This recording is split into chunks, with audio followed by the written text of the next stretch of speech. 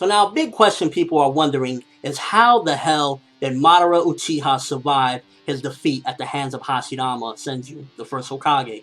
Now, a lot of people have been speculating, what the hell's going on, because we've seen in the Obito flashback that basically Madara lived on to be a very, very old man. He was very, very old. But he seemingly was killed at the hands of Hashirama. Hashirama said, I saw my friend die that day. I don't know how the hell he survived onward, but I clearly saw him die that day.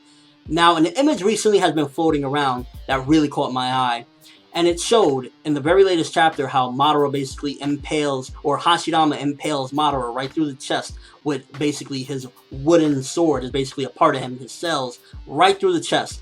When Madara was revived by Kabuto, he had Hashirama's face in the middle, basically the DNA. So that is right there, first of all, how Madara managed to get Hashirama's DNA. I don't think necessarily that's what he was going for, because he was surprised as hell that Hashirama actually caught him from the back and caught him through the chest. But ultimately, that's how he got the DNA.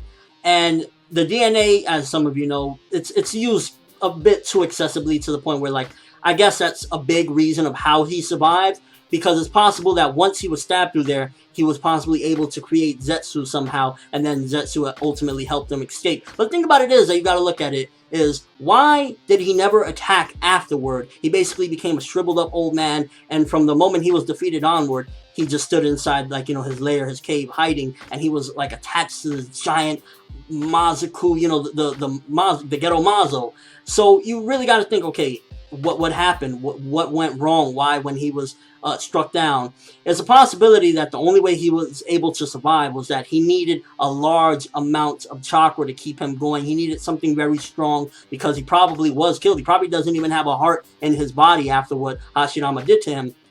And the way he summoned the Ghetto Mazo, I don't know exactly how he did it, but that was probably the only thing that kept him alive after a certain point. And there was a possibility that after he summoned it, it was similar to like how Nagato, how he was basically like crippled and he had those things on his back. There's a possibility he couldn't leave. Once he summoned that thing, he was done. He had to stay there, and that's why he was so miserable.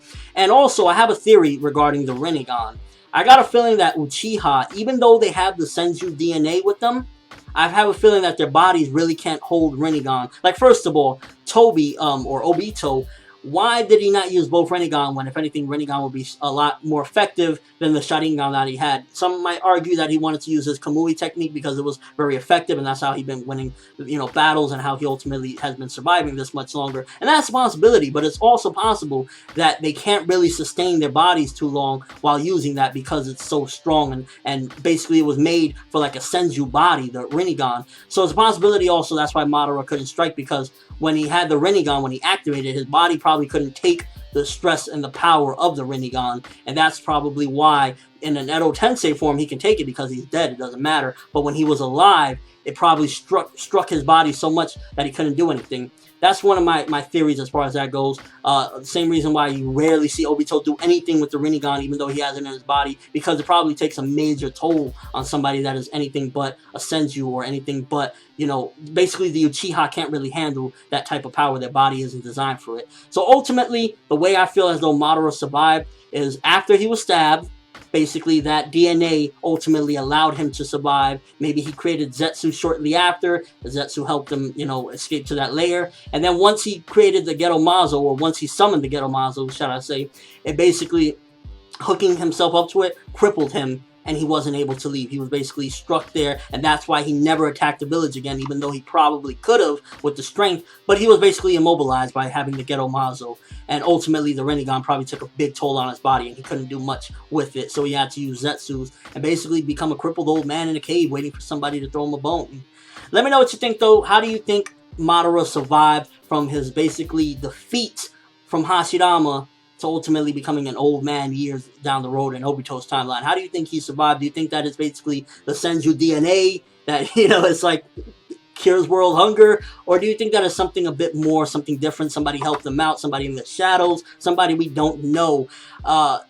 It's really iffy at the moment, but I think that it definitely has something to do with him getting stabbed in the chest, because it makes sense how Madara's face, or Hashirama's face, shows up on Madara's chest once he's summoned. How Kabuto knew that is basically Orochimaru. You know, he was spying around. Orochimaru probably knew everything about Obito, and that's, you know, how Kabuto ultimately found out. So yeah, let me know what you think. Overall thoughts on this. Pretty interesting stuff. Can't wait to see where this goes. But that's all I have for this discussion. Thanks for watching. Hope you enjoyed. Thumbs up if you can't wait to see how Madara survived against Hashirama, because Hashirama said it. I saw my friend die that day. So for him to cheat death, it's very interesting, and I can't wait to see how it goes. I'm ForneverWorld, and as always, people, have an awesome day.